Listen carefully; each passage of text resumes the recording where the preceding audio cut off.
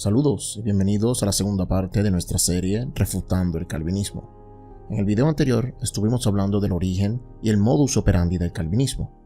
Vimos cómo los calvinistas usan trampas filosóficas y psicológicas para atraparte en una situación en la que terminarás aceptando su paradigma doctrinal teológico conocido como el tulip o las doctrinas de la gracia. Y en el tema de hoy hablaremos sobre la primera doctrina de ese paradigma, llamado la depravación total, o la T de tulip. ¿Pero qué es exactamente la depravación total? Pues dejemos que los mismos calvinistas te lo expliquen. En el Sínodo de Dort de 1619, donde se crearon los 5 puntos calvinistas, o el tulip, ellos describen la depravación total de la siguiente forma. Todas las personas son concebidas en pecado y nacen hijos de la ira, incapaces de realizar un bien salvador, inclinadas al mal, muertas en sus pecados y esclavas del pecado. Sin la gracia del Espíritu Santo regenerador, no están dispuestos ni pueden volver a Dios, reformar su naturaleza distorsionada o incluso disponerse a tal reforma. En otras palabras, no se trata de que no queremos creer en Dios, sino de que somos incapaces de creer en Dios, ya que nacimos en pecado y por tal razón no creemos. Y el remedio para esto es que seamos regenerados por el Espíritu Santo para entonces poder creer. Y uno de los versos que usan para esto lo es Romanos 3:10 al 12, que dice: Como está escrito, no hay justo ni aun uno, no hay quien entienda, no hay quien busque a Dios, todos se desviaron, a una se hicieron inútiles, no hay quien haga lo bueno, no hay ni siquiera uno. Los calvinistas toman este pasaje y se olvidan del contexto circundante y te dicen: ¿Lo ves? El mismo Pablo te está diciendo que nadie puede buscar a Dios. Por lo tanto, solo aquellos que Dios elige podrán ser salvos. Etcétera, etcétera. Te mencionan varios textos más que defienden su postura, te dan varias analogías como la de Lázaro y te dicen que todos estamos muertos como Lázaro y que un muerto no puede elegir volver a la vida hasta que Dios lo resucite, como hizo Jesús con Lázaro. Y de esa misma forma es que Dios nos resucita espiritualmente a través de su Espíritu Santo para que podamos creer y salvarnos. El problema con todo esto es que la Biblia no dice que nosotros estamos muertos como Lázaro. Y de ese tema también haré un video refutando esa terrible analogía. La Biblia no dice que somos incapaces de creer como dijeron en el Sínodo de Dort. Verán, los calvinistas confunden la depravación con la inhabilidad. Estar totalmente depravado no significa que no puedo creer en Dios. Lo único que significa es que estoy en una condición de pecado por la cual necesito un Salvador. Pero no me prohíbe ser un humano que practique la moral de Dios. Miren a los ateos, ellos no creen en Dios y aún así son buenas personas. Ayudan al pobre, hacen donaciones a entidades benéficas, etcétera, etcétera.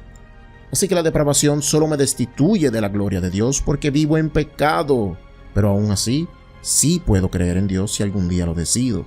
Solo necesito tener fe. Y para tener fe, no me hace falta una regeneración mágica del espíritu, sino que solo necesito venir en arrepentimiento y oír la palabra, como dice Romanos 10:17. Pero por otro lado, la inhabilidad te dice que no eres capaz de responder a Dios de una manera positiva. O sea que nunca podrás venir en arrepentimiento a Dios o creer hasta que seas regenerado. El problema con esto es que la Biblia no dice en ninguna parte que estamos totalmente inhabilitados de responder con fe al Señor, sino que estamos depravados y que estamos muertos en los pecados. Pero estar muerto en pecado no significa estar muerto físicamente como Lázaro, así que todavía puedo tomar decisiones por mí mismo. Estar muerto en los pecados solo significa estar muerto espiritualmente, estar destituido de la gloria de Dios, que no podemos alcanzar el cielo.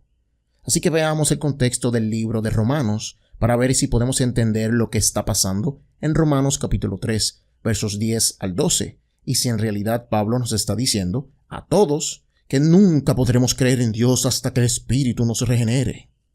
Verán, en el capítulo 1 de Romanos, Pablo nos habla del problema del pecado y de la mente reprobada.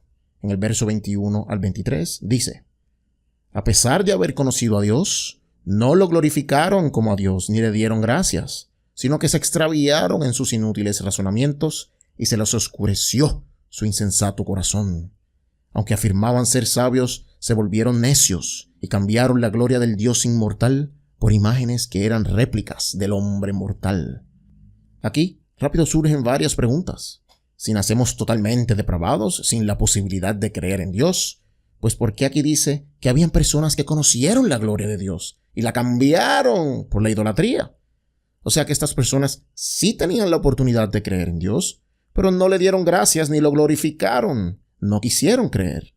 También dice que sus corazones se oscurecieron, pero no sé cómo, porque si ya estamos totalmente depravados, pues nuestro corazón también se supone que esté totalmente oscuro a la verdad de Dios, ¿cierto? Pero eso no es lo que dice la Biblia. En el verso 25 dice que cambiaron la verdad de Dios por la mentira. Así que estas personas tenían la verdad de Dios, pero decidieron cambiarla. No porque no podían creer o estaban inhabilitados y se les hacía imposible, sino porque decidieron no creer. Pero ahora viene lo interesante. En el verso 28-29 dice: además, como estimaron que no valía la pena tomar en cuenta el conocimiento de Dios, Él a su vez los entregó a la depravación mental para que hicieran lo que no debían hacer. Se han llenado de toda clase de maldad, perversidad, avaricia y depravación. O sea, que por no tomar en cuenta el conocimiento de Dios, el Señor los entregó a la depravación. Pero ¿no se supone que ya nacemos totalmente depravados, como dice el calvinismo? Así que, ¿cómo es posible que si ya estamos totalmente depravados, el Señor nos entregue a más depravación? Eso no hace ningún sentido. A menos que en realidad no nazcamos totalmente depravados y el Señor nos entregue a dicha depravación cuando ignoramos la verdad de Dios que conocemos a través del Evangelio y decidimos seguir pecando antes de venir a Cristo. En otras palabras, Dios se cansa de tratar de traerte a la verdad que ya conocías y te entrega a tus pasiones pecaminosas como tú tanto querías. Luego, en el capítulo 2, Pablo presenta un pequeño remedio a estos judíos y gentiles que están en Roma, y les dice en el verso 6 al 11, porque Dios pagará a cada uno según lo que merezcan sus obras. Él dará vida eterna a los que perseverando en las buenas obras buscan gloria, honor e inmortalidad. Pero los que por egoísmo rechazan la verdad para aferrarse a la maldad recibirán el gran castigo de Dios. Habrá sufrimiento y angustia para todos los que hacen el mal, los judíos primeramente y también los gentiles.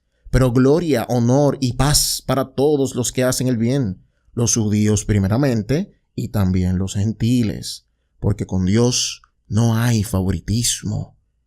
Así que Pablo alude a una salvación por obras, y los judíos, escuchando esto, se debieron haber sentido muy bien, porque ellos siguen la ley y hacen las obras de Dios. Así que Dios los salvará el día del juicio porque sus obras son buenas, ¿cierto? Ahora podemos entrar en el capítulo 3, versos 10 al 12, donde Pablo los lleva al primero y el segundo capítulo, y básicamente les dice que los que niegan la verdad de Dios, a pesar de haberla conocido, como los del capítulo 1, Dios los reprueba y los entrega a sus pasiones pecaminosas. Pero los que hacen buenas obras y cumplen la ley, como los del capítulo 2, Dios les dará vida eterna. Y ellos son iguales a los del capítulo 2, ¿cierto? ¿Adivinen qué? Aquí entramos en el capítulo 3.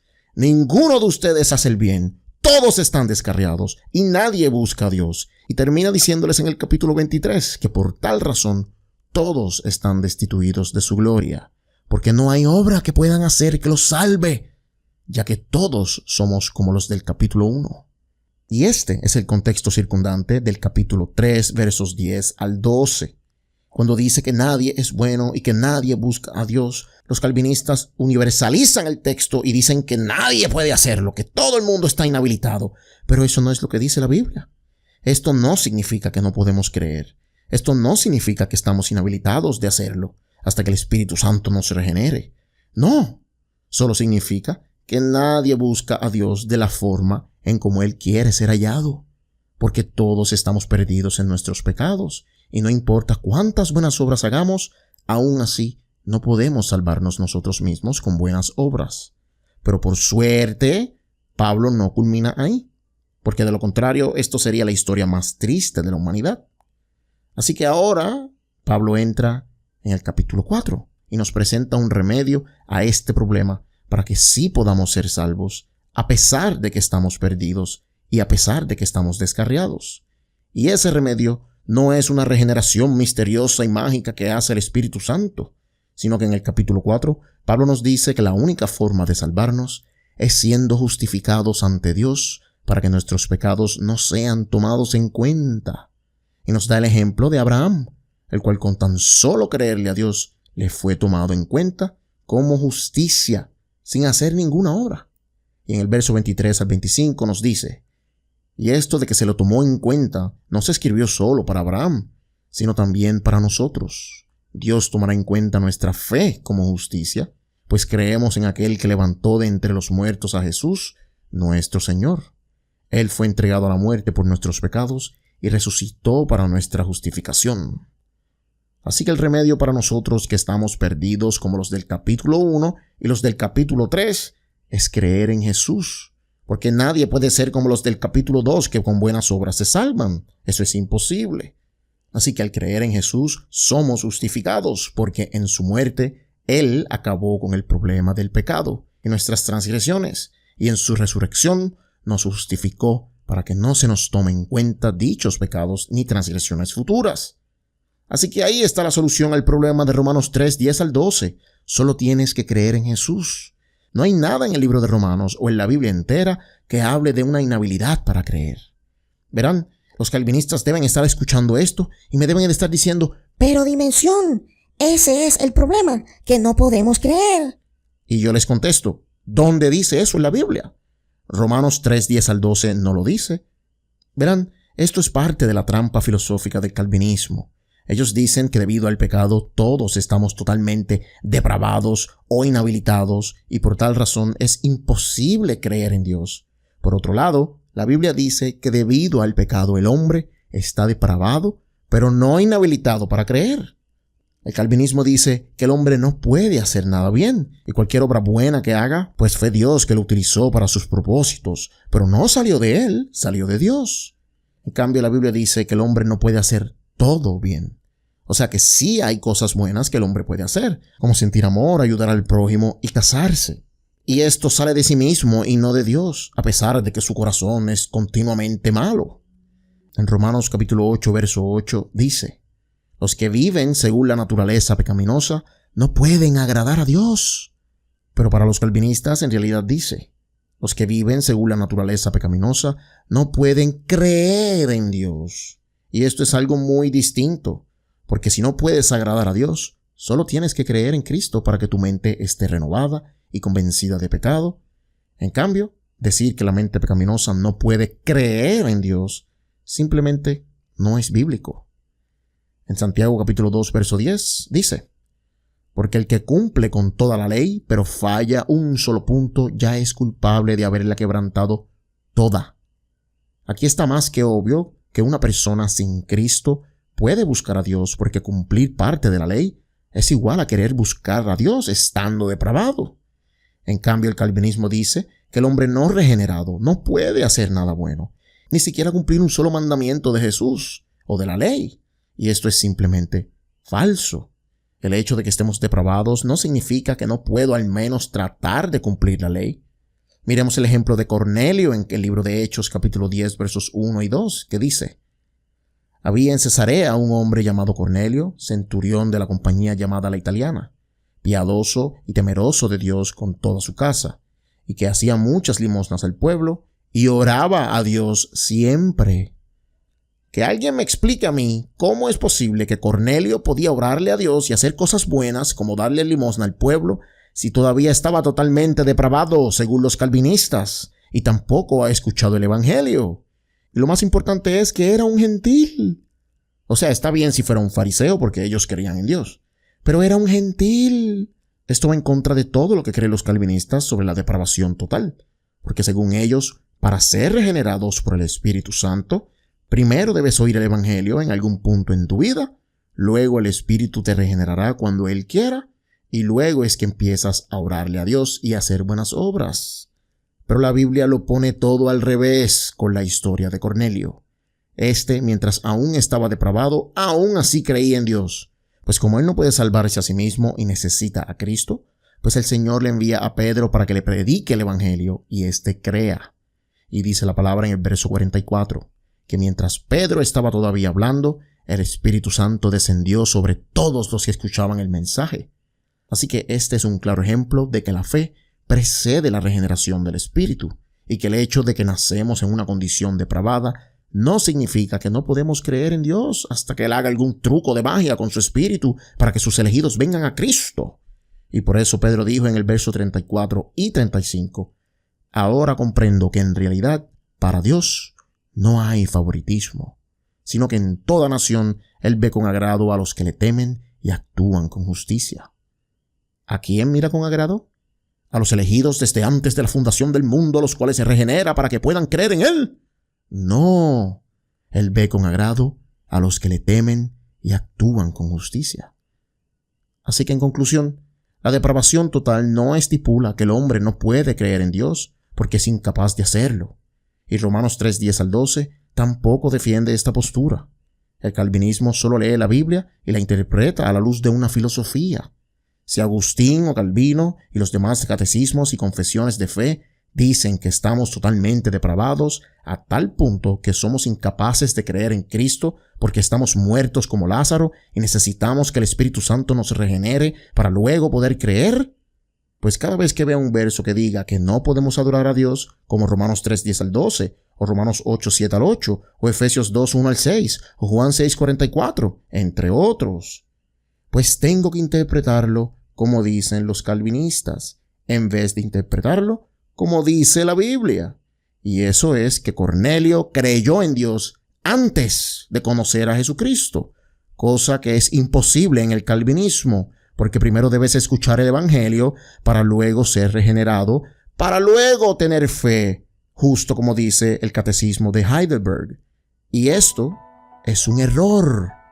Así que esa fue la refutación de la T del tulip, o la depravación total, y del mal uso de Romanos 3:10 al 12. Si te gustó este video, recuerda que puedes apoyarnos haciendo una donación a nuestro canal o haciéndote miembro de nuestra página de Patreon. Así que recuerda suscribirte y dejarme un like, déjame un comentario y nunca olvides que la verdad se encuentra en los secretos.